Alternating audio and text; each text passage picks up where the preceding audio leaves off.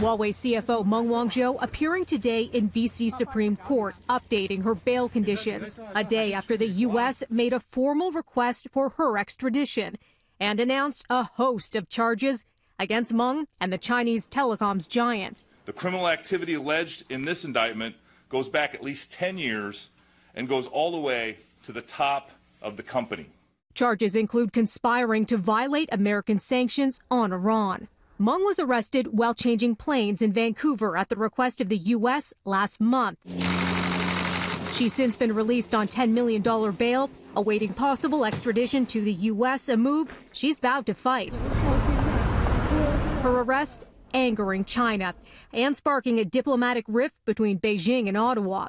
That's seen two Canadians, Michael Kovrig and Michael Spavor, detained in China, and a third Canadian, Robert Schellenberg, sentenced to death on drug charges. China now firing back, accusing the U.S. of using its power to smear and suppress Chinese companies. And this Chinese Foreign Ministry spokesperson calling for the U.S. to scrap its extradition request and for Canada to release the Huawei CFO. We are focused on fulfilling our international obligations, our treaty obligations, making sure that the rule of law is consistently and integrally applied. The Prime Minister and his inner circle weighing in today on Meng and the detained Canadians. Our absolute priority is the condition, the treatment, the detention of our Canadians in China. Justice Minister David Lametti confirming that the U.S. has made an extradition request in Meng's case, giving Canada 30 days to decide whether or not to comply.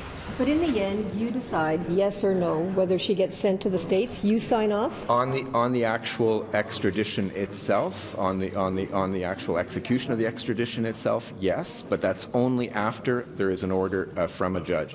Meng's case set to return to court March 6th. Both Meng and Huawei have denied any wrongdoing. Another layer, the charges against Meng and Huawei come as trade talks between China and the U.S. are set to pick up this week in Washington. Now, the U.S. Commerce Secretary says the legal developments are wholly separate from the negotiations.